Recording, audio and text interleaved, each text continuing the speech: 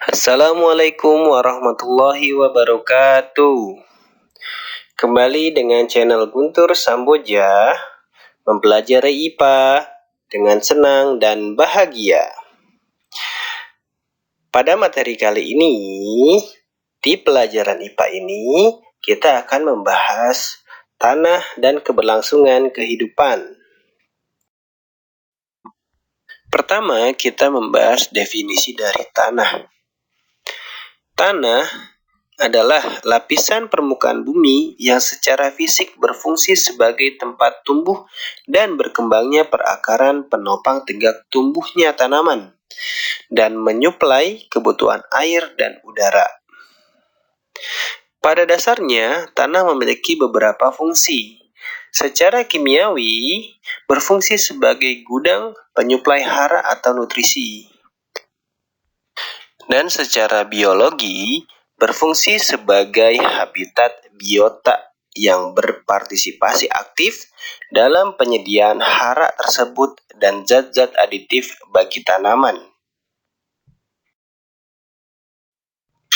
Yang kedua adalah bahan organik tanah. Tanah tersusun dari bahan padatan, air, dan udara. Bahan padatan tersebut dapat berupa bahan mineral dan juga bahan organik. Bahan mineral terdiri dari partikel pasir, debu, dan liat. Ketiga partikel ini menyusun tekstur tanah. Sedangkan bahan organik dari tanah mineral berkisar 5% dari bobot total tanah. Meskipun kandungan bahan organik tanah mineral sedikit, tetapi memegang peranan penting dalam menentukan kesuburan tanah. Apa sih sebenarnya bahan organik itu? Bahan organik adalah kumpulan beragam senyawa-senyawa organik kompleks yang sedang atau telah mengalami proses dekomposisi, baik berupa humus hasil humifikasi maupun senyawa-senyawa anorganik hasil mineralisasi, dan termasuk juga mikrobia heterotrofik dan autotrofik yang terlibat dan berada di dalamnya. Kemudian adalah peranan tanah. Tanah merupakan tempat hidup bagi berbagai makhluk hidup, termasuk tempat hidup bagi tumbuhan. Tumbuhan, misalnya pohon jeruk, yang tidak mampu berpindah-pindah untuk mencari kebutuhan hidupnya.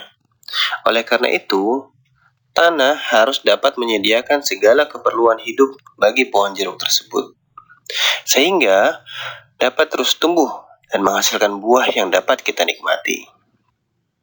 Peranan tanah dibagi menjadi 3, yaitu tempat hidup hewan dan bakteri,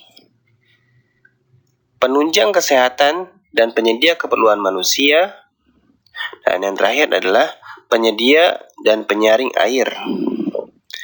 Yang pertama adalah sebagai tempat hidup hewan dan bakteri. Tanah berfungsi sebagai tempat hidup bagi berbagai macam hewan. Selain hewan, pada tanah juga terdapat bakteri. Meskipun tidak dapat dilihat pada saat pengamatan, bermiliar-miliar hewan dan bakteri hidup di atas tanah. Yang kedua adalah sebagai penunjang kesehatan dan penyedia keperluan manusia. Berbagai aktivitas manusia seperti sepak bola, bermain kelereng, dan lainnya dilakukan di atas tanah.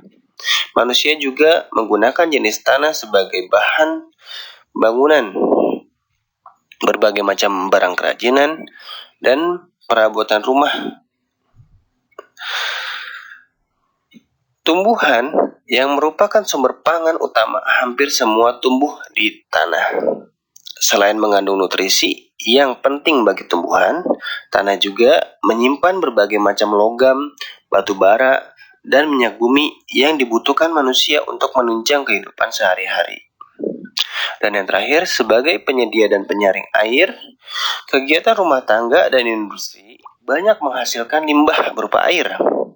Air kotor sisa bangunan limbah rumah tangga dan industri ada yang diolah dan ada juga yang langsung dibuang ke tanah melalui aliran sungai. Beberapa bahan penyebab polusi polutan masuk ke tanah melalui air yang secara langsung dapat dinetralkan dan menjadi bahan tidak membahayakan bagi lingkungan. Hal ini karena di dalam tanah terdapat bakteri atau mikroorganisme yang berfungsi menguraikan senyawa kompleks atau yang berbahaya menjadi lebih sederhana dan tidak merusak lingkungan.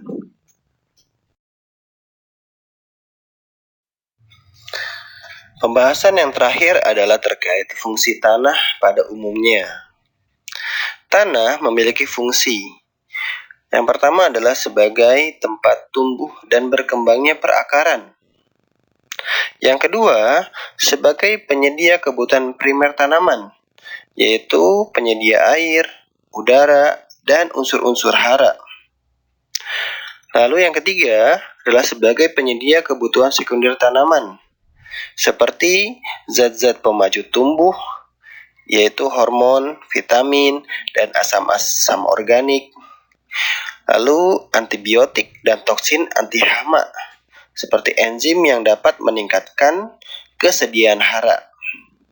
Lalu yang terakhir adalah sebagai habitat biota tanah, baik yang berdampak positif karena terlibat langsung atau tidak langsung dalam penyediaan kebutuhan primer dan sekunder tanaman tersebut, maupun yang berdampak negatif karena merupakan hama dan penyakit tanaman yang dapat mempengaruhi struktur dan fertilitas tanah.